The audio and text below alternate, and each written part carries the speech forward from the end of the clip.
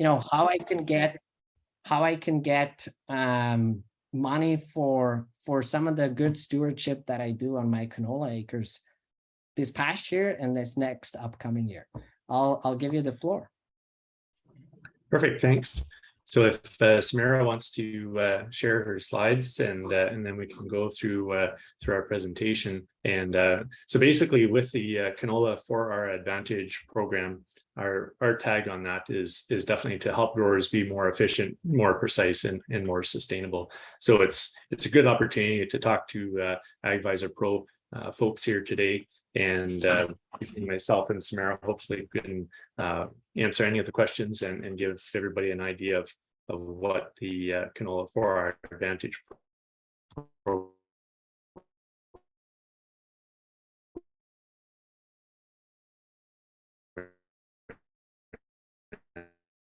is.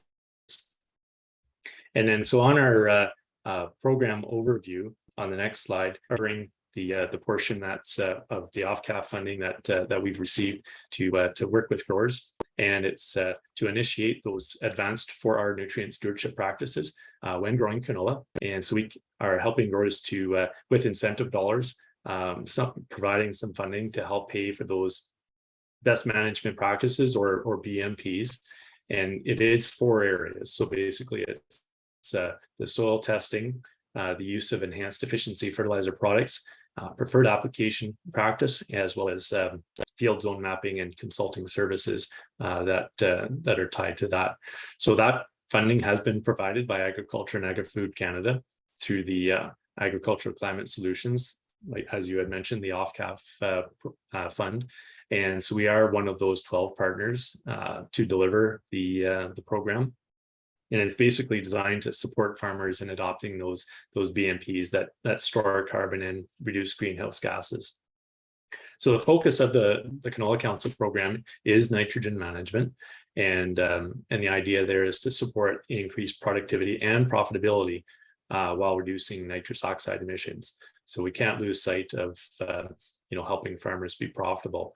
So in addition to those financial incentives, the program will collect data that does show progress, how Western Canadian farmers are reducing greenhouse gases as part of the National Inventory Report. So it's very important to have the data to support what we're doing and validate. And then on our next slide, we talk about the what the BMPs are that we're funding. And so basically, growers can apply for funding to help pay for those BMPs focused on nitrogen management. And it is up to an 85% of eligible costs that is reimbursed. And right now it's up to $12,000 per farm for each year. So it is a multi-year program. And we do have a limit of $6,000 per BMP. So the first one is soil testing. So helping growers with that soil lab analysis to optimize nutrient applications and based on what is there in the soil. So and what the soil would need, as well as the yield potential. The second one is the promotion of the use of enhanced efficiency fertilizer products. So those are products that are designed to either release nitrogen over a longer period of time or help prevent that loss of nitrogen to the atmosphere. So either nitrification inhibitors or volatilization inhibitors, and then as well as on preferred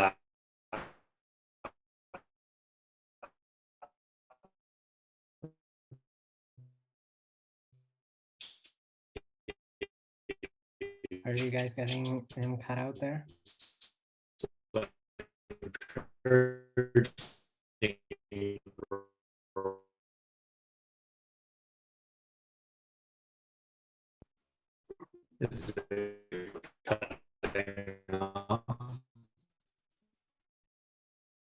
Yeah, it looks like Jason is cutting out here. So for field zone mapping, it's Jason, you might want to just turn off your camera while you present, because it looks like your bandwidth somehow, surprisingly, in rural Alberta isn't quite working well. So I'm not sure where that comes from, but if you want to just turn off your camera while you present, I think that may be Okay. beneficial here. Is that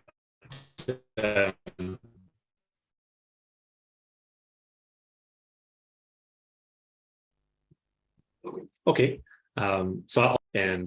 So growers can apply for funding to help pay for those best management practices that do focus on nitrogen management. Up to 85% of the eligible costs that can be reimbursed, up to $12,000 per farm each year. And so that works out to a $6,000 per BMP. So the 4 BMPs are soil testing, which is the soil lab analysis to help growers optimize nutrient applications based on soil needs and yield potential. So taking into account what's there and what can be applied. And then the use of enhanced efficiency fertilizer products. So those are products that are designed to release nitrogen over a longer period of time, so that those nutrients can be taken up by the plants, and then less nitrogen is lost to the atmosphere. The third BMP is the preferred applications. So that's where banded nitrogen into the soil near seeding time, or applying nutrients while that canola crop is growing. And then the field zone mapping. So consulting services to help growers pinpoint areas where applying more or less nitrogen can provide the best returns. And that's going to be based on past management practices, yield potential, terrain, and a host of factors. So part of the, what are the best management practices requirements? So on the next slide, we'll talk about the soil testing. So that's where Canola for Our Advantage can reimburse up to the 85% of the cost of that basic soil testing package for the macronutrients. And to be eligible for the incentives of that program, the soil sample depth must be a minimum of 12 inches. And then the soil analysis for that nitrogen content must be conducted using protocols recognized by the Soil Science Society of America. So we have a list of approved laboratories that soil samples can be submitted to, and soil testing can be done by AgVice Labs, A&L Labs, Agate Laboratories, Down to Earth Lab, Farmer's Edge, Western Ag, Elements, and Midwest Labs. So soil sampling methods and criteria must be prepared and signed off by for our designated agronomist. And then with the enhanced efficiency fertilizer products on the next slide, we do have a list of the products that are eligible for the program. And so these products have the active ingredients and formulations that have been scientifically tested and documented for effectiveness. So potentially we could be adding more products to this list in the future if efficacy can be demonstrated through independent testing. So it has to be something that's proven using scientific methods. Nitrification and urease inhibitors must be used together currently, so either as a pre-blended product or purchased separately to be blended on farm to be an eligible practice. So current situation is those products have to be used together. And just recently, we were able to get polymer-coated urea, the ESN controlled release nitrogen product, added to the list of approved products for enhanced efficiency fertilizer. And then on the next slide, for the preferred application, the Canola Council of Canada program, the C4RA, will reduce up to 85% of the higher cost, up to 3 cents a pound of nitrogen fertilizer switched from either fall nitrogen application to either spring banded of fertilizer directly into the soil, where those nutrients can be readily captured and converted into a non-gaseous form that will be less likely to escape as a greenhouse gas, or the split application with a portion of the fertilizer applied at planting through banding, and then the remainder applied in crop. So to be eligible, a grower's fertilizer plan and fertilizer application must be approved and verified by that for our designated agronomist. And then for the field zone mapping for variable rate nitrogen, the Canola for Our Advantage will provide incentive to use consulting services that help identify that optimal nitrogen rate for different field zones, considering management practices, soil properties, yield potential, terrain, cropping history, and more. And to be eligible, a field zone map must include at least 2 zones for nitrogen application, and a 4R designated agronomist must prepare and sign off on that soil zone mapping criteria and methodology. And then the 4R designated agronomist does verify that the appropriate nitrogen rates were applied to each zone.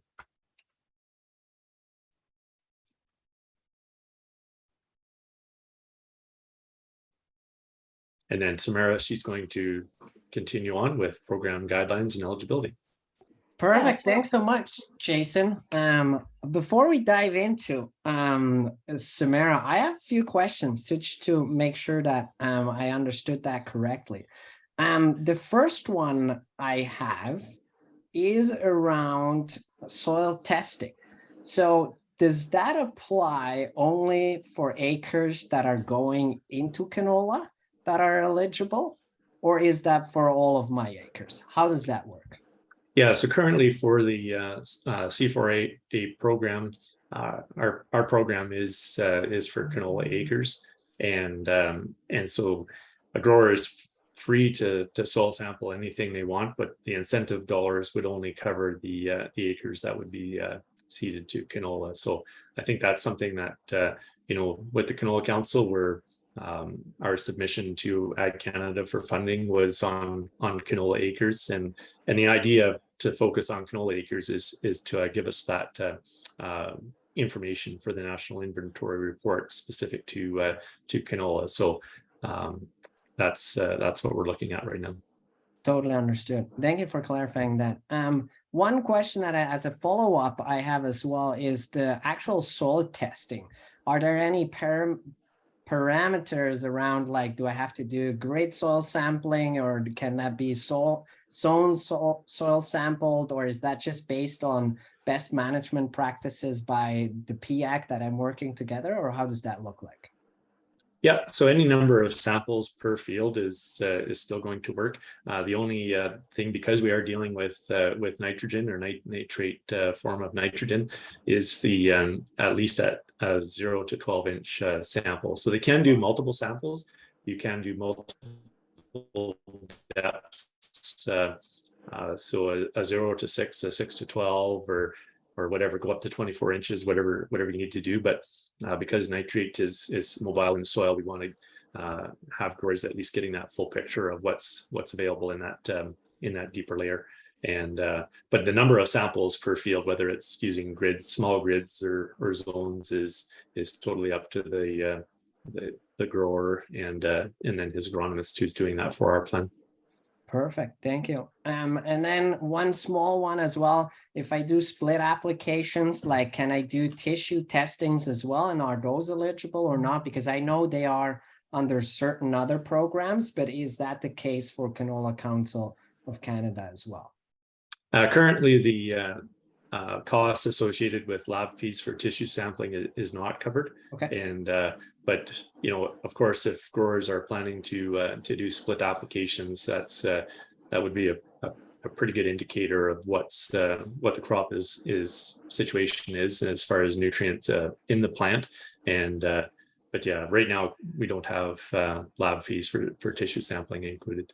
Perfect. Thanks so much, Jason. Let's dive into Samara. Tell me on how I'm actually going to get the money, because how am I have to making this application? I'm curious to know. So let's dive into the guidelines and the eligibility criteria.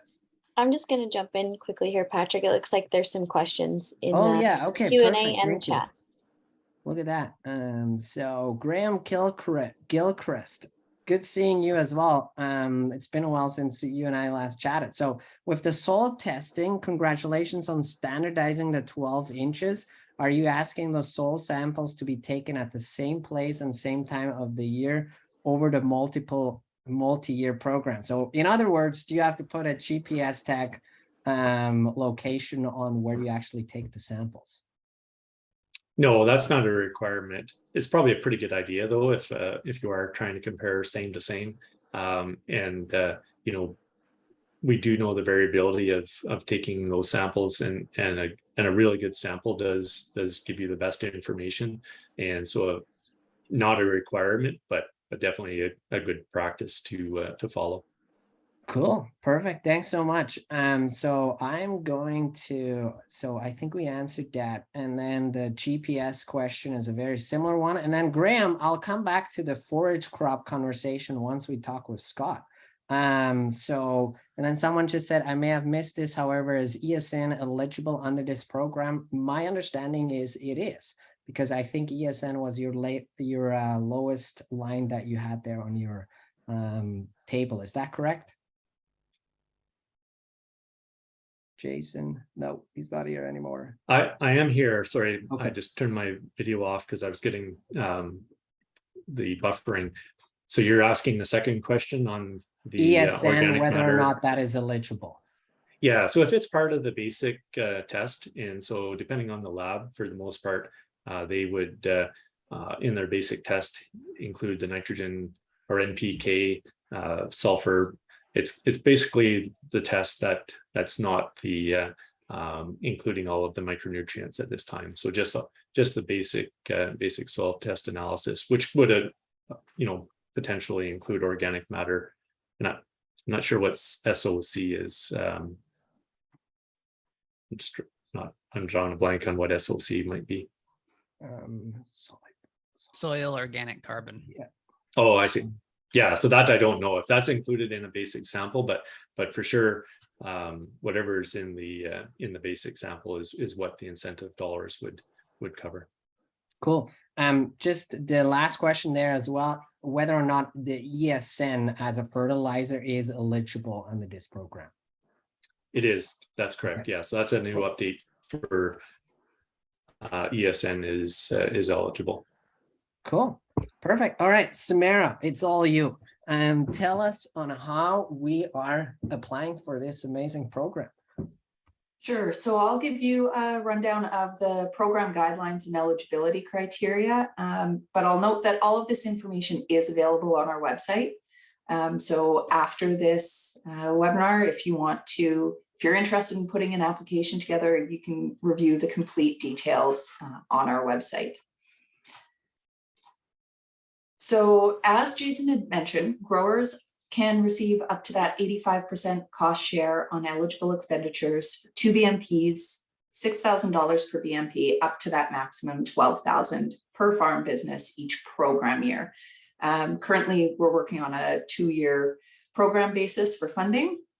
So the current program year goes until March 31st of 2023, and then there will be another program year following that, and there will be a separate application intake for next year.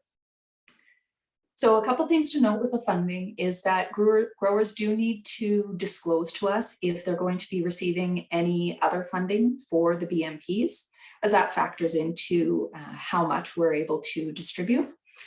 And a farm business can receive up to a maximum combined amount of $75,000 in OFCAF funding across all of the programs from the 12 different organizations offering OFCAF funding over the course of both program years.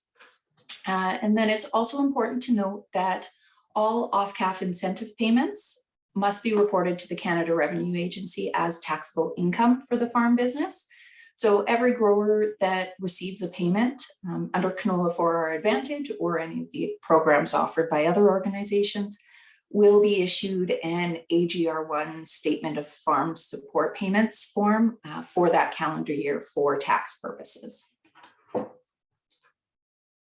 So eligible participants for our program are canola growers, whether they be sole proprietorships, corporations, cooperatives, or registered partnerships that are located in Alberta, Saskatchewan, or Manitoba. Applicants need to have current operational control over the fields that they're applying for, plan to seed those fields to canola to complete their BMP, be authorized to legally bind the farm business to the terms and conditions of the program, work with that 4R designated agronomist to complete a verified 4R plan, and be implementing new BMPs that have not been part of a 4R plan for the fields in the application in the past, which I'll come back to that point a little later. So the verified 4R Nutrient Stewardship Plan is really an essential part of the application. to participate in the program, that needs to be in place and verified by that 4R designated agronomist. For growers who don't yet have that plan in place, you can still apply to our program, but that plan needs to be completed and verified within 6 weeks of your application. And within the application process, you do need to identify the agronomist that you'll be working with to complete that 4R plan, because that agronomist does also need to complete some information in order for us to be able to review your application.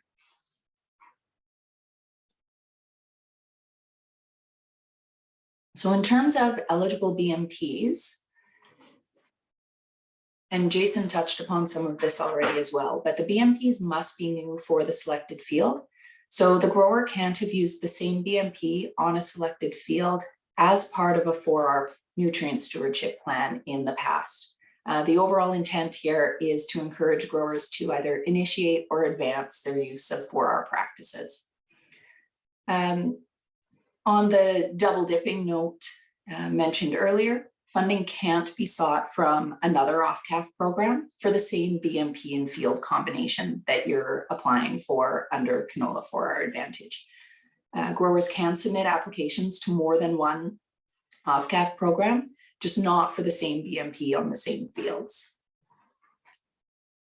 And then I'll also note that for this year's application intake, eligible BMPs can relate to either the 2022 planting season or the 2023 planting season.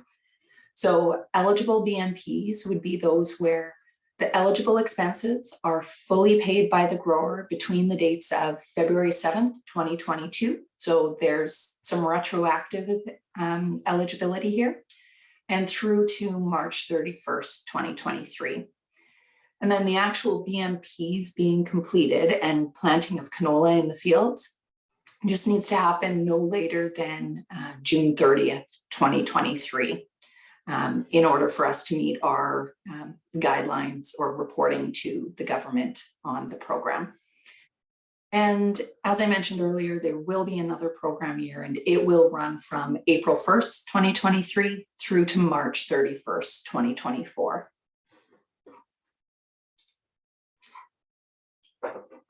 So in discussion of the BMPs, Jason covered some of the eligible costs, but what I'll note here is that growers do need to submit receipts and proof of payment for the full eligible cost. And then our program would reimburse up to 85% of that amount to the maximum of $6,000 per BMP. And so this is upon submission of receipts, proof of payment, and completion of all program requirements. Also important to note that receipts, invoices, and proof of payment do need to be issued in the name of the applicant or the farm business that they're representing, and only pre-tax amounts are eligible. So if we run through each BMP for soil testing, as Jason mentioned, it's that basic soil testing package. For enhanced efficiency fertilizer, it's the cost of the approved nitrogen or urease inhibitors. And in the case where those products are kind of pre-applied in purchase, it's the price difference between standard nitrogen fertilizer and fertilizer with the approved inhibitors applied that would be eligible. And in the case where ESN is used, it's the price difference between standard nitrogen fertilizer and the ESN, which would be eligible. So in terms of documentation for those price differences, this just needs to be supported by the invoice or receipt for the purchased eligible product, and then a price quote for the same day price of standard nitrogen fertilizer to determine that price difference that would be eligible. For preferred application, it's that higher cost of the 3 cents per pound of nitrogen fertilizer switched from fall to one of the options of application. And for field zone mapping, it's the cost of that soil mapping to support variable rate application. There are also some ineligible costs. This list is on our website, so I won't go through each item, but just important to, if you are putting an application in, ensure you know which costs are eligible and which ones aren't. So there are a number of attestations that happen throughout both the application process and then as you're participating in our program that need to be completed by both the grower and the agronomist.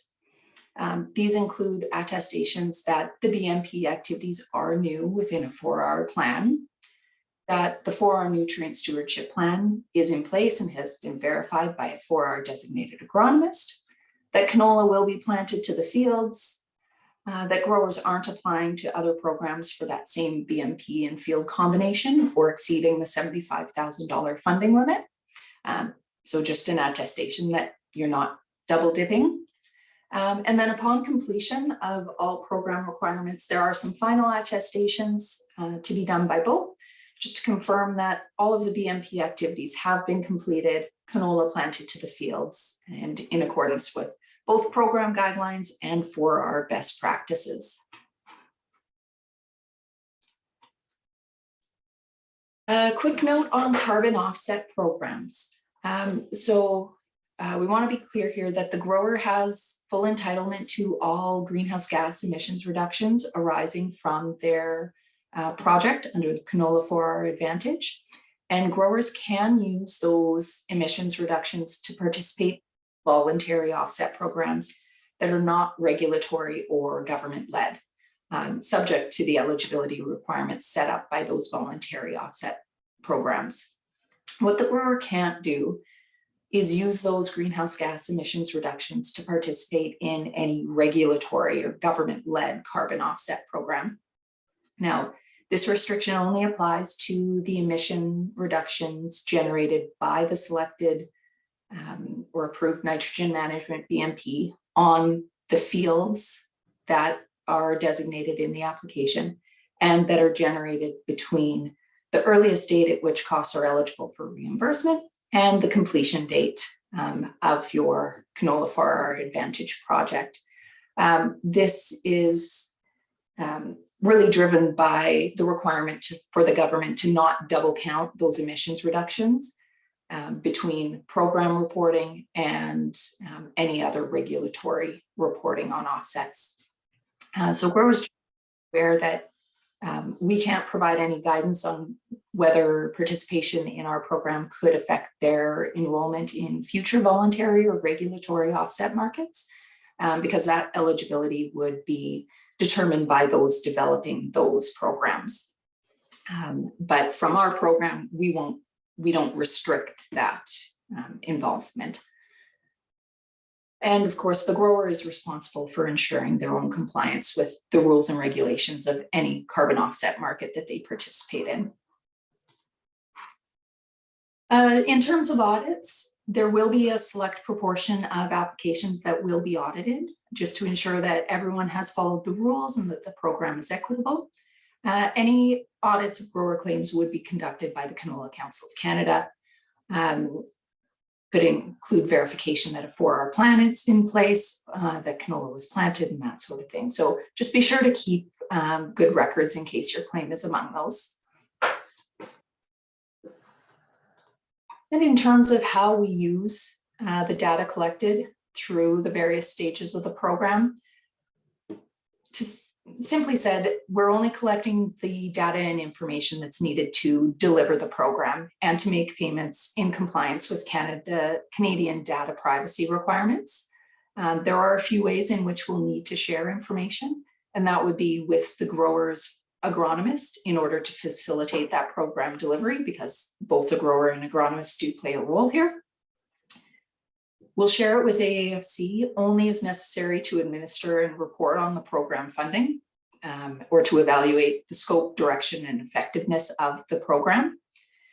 And with the Canada Revenue Agency as it pertains to the taxable income or benefits, which I mentioned earlier. And any program data for public consumption will be reported on an aggregate basis only. So a quick outline of the process and key dates to keep in mind. So applications are already open. You can apply anytime. And that 4R plan needs to be completed and verified within 6 weeks of an application. Once we have that complete application and you have that for our plan in place, we'll review your application, and if it approved, enter into a written agreement for the funding. Our digital claims platform is in development for approved growers to be able to then upload your receipts and claim your incentive. And it's really important to note that time frame for eligible costs. So for this intake, again, it's retroactive to February 7th and goes forward to March 31st. Deadlines to submit receipts and proof of payment and complete activities does depend whether your activities relate to the 2022 planting season or the 2023 one. If you've already completed all your activities, it's early January where we're going to be asking for all your information to be completed and wrapped up. Otherwise, for the 2023 planting season, those dates extend out into the spring. And once the BMP activities are all completed, you've provided all your documentation, planted canola to the fields and completed your attestations, we would be able to issue that incentive payment out to you. Note just on the role for our designated agronomists on our program. So it's really working with the grower to complete that for our plan to ensure that the BMPs recommended meet the eligibility criteria. There's a small portion of the application that does need to be completed by the agronomist. And they'll also be reviewing the incentive claims submitted by the grower for approved projects. And also note that the agronomist may also initiate an application on behalf of the grower if they have their consent, and or assist with the grower's claim preparation once approved for funding. So in terms of how you actually make that application, we have an online application portal that's live right now. You can link to it directly from our website. Applications will be reviewed and approved on a first come, first served basis. And to ensure that funds are fairly distributed, we do have some regional and BMP distributed allocations for funding. So if by the time you apply, any of those areas are oversubscribed, we would put you on a wait list. And then if anything changes with the availability of funding, we would be sure to get in touch to let you know of that change. And we have some dedicated program inquiry support, both email and phone. Any program questions, feel free to reach out to our team and we'll get answers. That really is the summary of our program, and I'm happy to take any questions now as well. Thank you so much, Samara, for that in-depth overview of the program. I think there was one question that came through in the chat where it was like, how are you actually going to go check whether or not those acres were planted into canola? I think you addressed it. And let's be honest, today, technology is so easy that with satellite, you can tell pretty quickly whether or not that went into canola or not. So I think we addressed that question. And then also, what was his name? Ken Pearson asked, it only covers lab costs and not the person who's actually sampling or driving around in the field. Is that correct? Jason, maybe you know, or Samara? That was one question that came in the chat as well. Yeah, so currently the incentive dollars can be applied to the lab fees. So the lab analysis fees that the grower would have a receipt for. Okay, perfect, cool. All right, before we go to Scott, let's talk quickly. Samara, you guys have seen a lot of application already. What was the biggest mistake people made so far that made it in I can't say that English word, but you understand what I want to say. That didn't make it, that the application actually went through. Like, what would be one thing that you'd want to make sure that people look out for? I don't think there was one really common thing. We've certainly had some applications where we needed to go back and follow up if a field wasn't filled in correctly. And we had some growers or agronomists reach out to us with requests to change something that they thought about it a bit further. So no one specific thing. I just recommend familiarize yourself with the program guidelines ahead of applying. On our website, we also have a list of all the information that you need for your application. So you can pull that information together ahead of time and then just sit down once and fill out that application form. Perfect. Thank you so much, Samara and Jason. We'll come back to you guys a little bit later to have a conversation, the four of us. But you know, at AgVisor Pro, what we're trying to do is provide confidence to farmers in their decision making. And so we thought this is a perfect example where there's a lot of things happening in the industry, and it's not quite clear on what you actually should be doing or what is happening, etc. So I'm going to be excited to talk to Scott, because Scott is one of our independent experts that you can reach out to on our platform. He does the service included, so you don't even have to pay him for anything, and he'll walk you through on how to navigate that OFCAF ecosystem. I want to kind of bring that back again. So there's 12 different organizations where you can get funding from. There's $178 million that the federal government dispersed across those 12 organizations. Each organization has different criteria.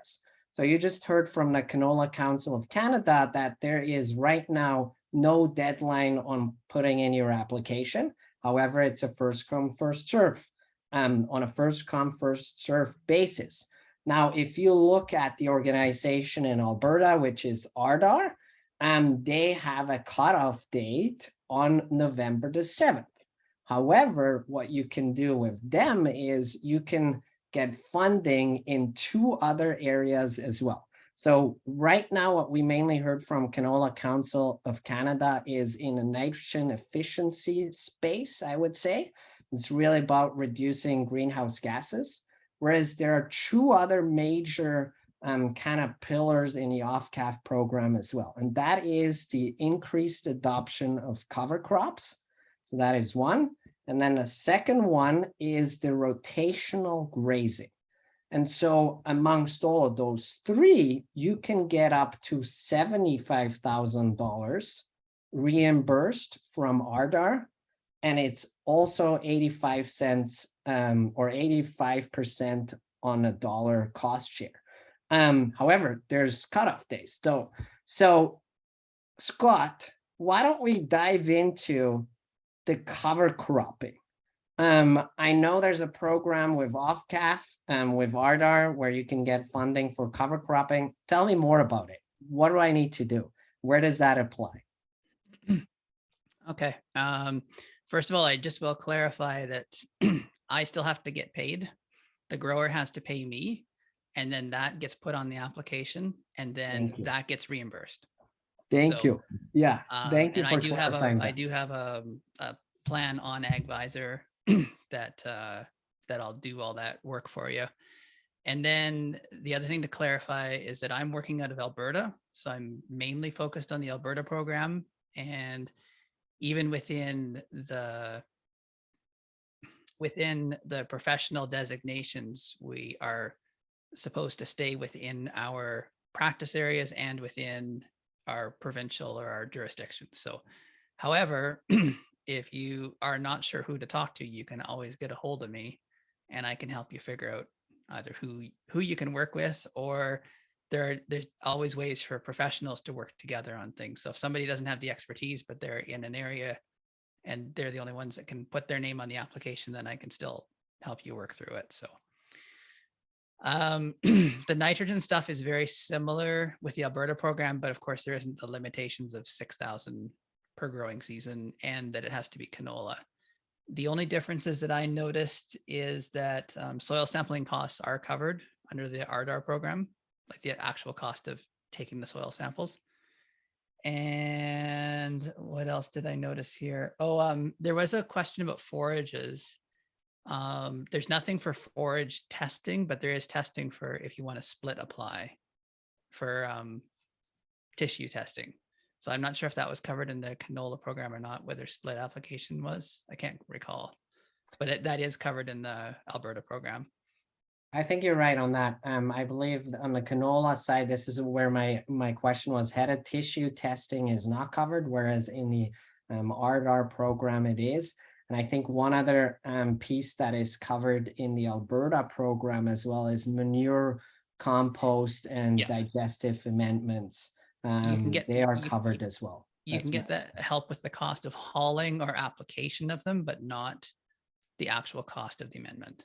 correct. And there's a really obscure one put into the Alberta funding where you can help get money to add legumes to a perennial system. It's right. It's in the nitrogen one, so it's a little odd where it shows up, but it's there. So with cover cropping, it's fairly straightforward. It's the cost of the seed and the cost of the application, as long as it's a new practice on that piece of land. Now, if you're using your own farm seed, it doesn't count. You can't just, you have to purchase seed from an outside source, and you have to get, it only covers it if it's custom seeding. Now, they've said it doesn't matter who is doing the custom seeding, so you can work out if you want to seed for your neighbor and your neighbor seeds for you, then you can get it covered. That works. But for some reason they didn't put in a standard rate for covering your own cost of doing it. But that's the main part of the cover cropping one. So let's before we go into the last piece as well, as an agronomist, you work in southern Alberta, what are some of the cover crops that you've seen that work the best, that you've seen, growers have had good emergence and kind of go into the winter season, etc.? Actually, there is one part of the cover cropping is supposed to get up to, or it's supposed to get at least 6 inches of growth before winter is in the plan. But of course, if it doesn't grow, like if it's too dry, then that's not your problem. And it kind of pushes a little bit into the grazing side, is you are permitted to graze it or take it off as a forage crop, but you have to leave at least 6 inches on the ground if you were to get good growth. The only in southern Alberta where I am, cover cropping is really only going to work on the irrigated lands as far as I've been able to see. In wetter years, we might be able to start getting some cover cropping work on dry land, but it's very, very tough. It's really tough to get it to work here. Last year, there's a lot of dry land didn't even make a crop. This year we got a crop, but that was about it. So the cover cropping really is going to be mainly on irrigation. And then the times where people use it on irrigation is after the high disturbance crops like sugar beets, dry beans, and the potatoes. But even then it is challenging because we're harvesting them. There's still sugar beets being harvested now. Potatoes are pretty well done. The dry beans are pretty well done. But even if it's the best is always going to be a cereal. Fall rye is always the best one. It'll grow in anything, but even that, if it were planted now, it would grow a little bit, but not much. But even in September it grows. So Cool. So in terms of the best cover crops are the cereals. The only exception I've seen is we have processing peas here. So the fresh peas, or the peas that are harvested fresh that go quick frozen and go into the supermarkets. If they're harvested in July and you can get something in early August, you can get pretty good growth out of a cover crop then. So you can look at adding a few different other species in, but such as Phacelia and buckwheat might be good ones to add in. But in terms of just giving you the best cover or extracting or holding on to any nitrogen left over, the cereals are always going to be the best ones. Amazing. Scott, we're almost running out of time here, but let's touch on the third pillar of this program, and that is rotational grazing. just talk to me quickly what that includes. Like, does that include cross fencing or rental equipment for seeding, things like that? What is it? Yeah, it's a little different than the rest in that you can actually buy infrastructure. I wish the other ones had ways that you could modify your, like, I wish the cover crop or the nitrogen ones allowed you to buy equipment or modify equipment, but this one does allow you to buy stuff. It doesn't cover perimeter fencing, but it'll cover just about everything else. So you can get your fencing, anything, whether even if it's permanent fencing, if it's internally dividing a field, you can get that covered. You can get the supplies for the electric fencing or for the temporary electric fencing, and even some of the larger machines. The one that is very popular are the range ward systems with the kind of an all-in-one system that can lay out the line and energizers and solar panels and everything in them. And then another really important part of that is putting in watering systems. You can't dig new water wells, but you can help. It will help cover the cost of putting in piping to get water to your new system. So amazing, cool. Mm-hmm. So let's talk about a few questions that came in through the chat here. So I think the first one was, I heard most of funding is already applied for this. Is this true? I think Samara and Jason wouldn't be on here today if that would be the case. At least you haven't closed it yet. That doesn't mean people should speed up to put their application in, I believe. So with RDAR, I have not heard yet either that the program is full at this point. Scott, is there anything else? The only thing that they've said is that when the money runs out, then they'll be closing down applications. And that's more likely to happen next year, because RDAR is doing it where they have an intake for 2022, and then they're going to try to process everything, and then they're going to take an intake for 2023. So I think 2023 is where you might run out. On the other hand, too, where this person might have heard it too, is there's all kinds of other organizations that have their own specific programs. And so if they had a smaller chunk of money and they've already got enough applications, some of them might be getting low. So that makes sense. That's where it could be. So that makes sense. Jill de Mulder, good seeing you again. I haven't heard from you in so long either. Her question is, if your canola field gets damaged by frost, hail, pests, etc., do you have to reseed your field if you're in the program? Jason, maybe you can answer. Yeah, so to be eligible, the field, if it was seeded to canola, and I think at that point, as long as it was seeded to canola, what happens after that is, that's an act of God. So I think if there's something that it's not that the field has to be harvested to canola, but as long as it was seeded to canola, then I think the eligibility would still be met. Got it. Cool. Thank you for answering that. And then an anonymous attendee is asking a brilliant question. And I wish I know who he is, because obviously he was very smart, because he already bought his ESN and he bought it at a lower price. So good for him. But now the question is, at what cost is he going to get reimbursed for his ESN? Is that fair market value at the time of application? Is that on his receipt?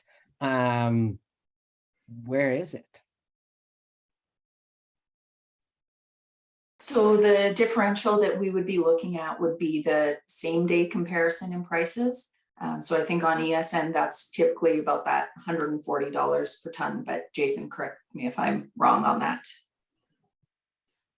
No, that's what it's typically the manufacturer has said that, it's at $140 a ton. Obviously, if we can, the most important thing would be that same day cost comparison. So if they were able to have whatever price of that urea on that day, if they were able to get a quote as well from on the ESN at that time. It's a differential. It's not that the price on per ton is what matters. It's the difference between what if they could have bought ESN or urea on that same day, right? Got it. That makes total sense. Thank you for clarifying that. And then Jill, who's an agronomist as well. What about the time the 4R agronomist writes down the plan? Does any portion of that qualify for funding? Scott, I think you can answer that as well, because you are in the same shoe. I can say in Alberta it does, and it's up to 10% of the project cost. And a maximum of $2,000 per application. Got it. But I'm not sure how the Canola Council one works. Samara? Yeah, those costs are not eligible under our program. Got it. Okay, cool. So I think what I'm seeing here is like one really has to do a lot of good research to find out to navigate on how this OFCAF program works. I think the positive news is obviously there's a lot of funding out there. There's, I say that again, $178 million. I think that these 12 organizations will have to distribute in the next 2 years.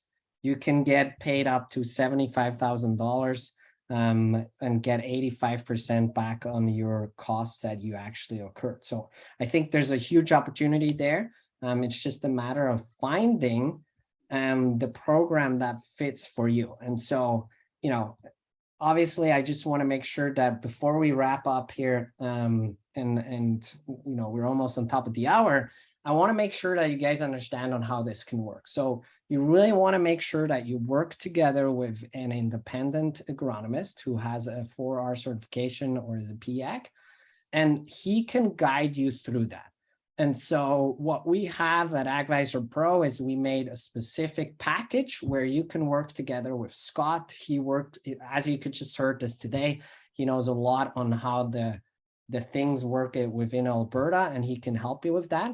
And so we'll put that in the chat here. You really have nothing to lose, let's be honest. So if you're already thinking about implementing those best management practices, or you've started implementing those best management practices last year, this is maybe really something to consider. I just leave you with one thing. The cutoff in Alberta is November the 7th. So if you're trying to get something in for this past growing season, make sure to reach out to Scott ASAP. However, the Canola Council doesn't have a deadline, but as Samara said, there's a first come, first serve basis. So you want to make sure that they're not running out of money either. That leaves me with wrapping this up.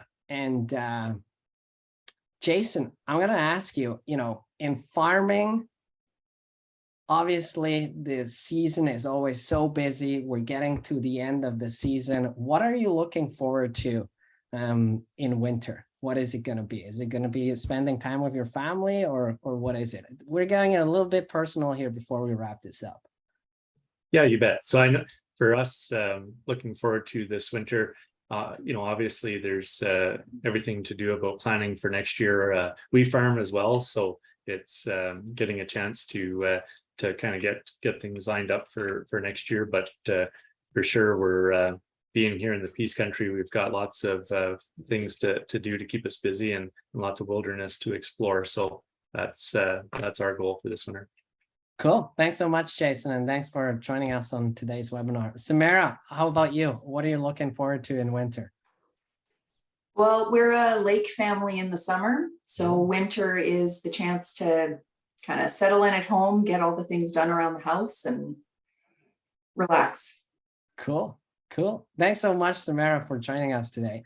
Thanks for having me. Scott, how about you? I mean, you're still going to be busy, because I know you're going to get a bunch of applications now in the next few days here until the window closes till November 7th. But after that, I know you'll have to look at a lot of soil samples over winter, etc. But still, what are you looking forward to in winter? Yeah, I mean, the winter is my time to relax and take some time back. I am, if I would actually like to get even further north than Jason. I'd like to go back to Yellowknife. I like going cold places, so if I can get back to Yellowknife, I was there just before the pandemic for the Snow Castle event. So go up and see some northern lights and experience some really, really cold weather. That's what I like. Amazing. That's Yeah. great to hear. Yeah. Scott, thanks so much as well. And thank you also for giving the confidence that you're coming and helping us building this ecosystem at AgVisor Pro. We're really here to provide confidence to farming and to farmers who have to make decisions every day. And so I'm so happy that you're part of that journey as well. And before I wrap up here, I want to make sure that I say thank you to my team as well. I just flew in here and was able to host this session today. So thanks, Taylor and Brock and Wilson and everybody who's on the team who made this possible. And yeah, as I say, if you have questions, reach out to us on AgVisor Pro or go to Scott on getagvisorpro.com, and we'll leave you with that. So thanks so much. Have a good day. Bye for now.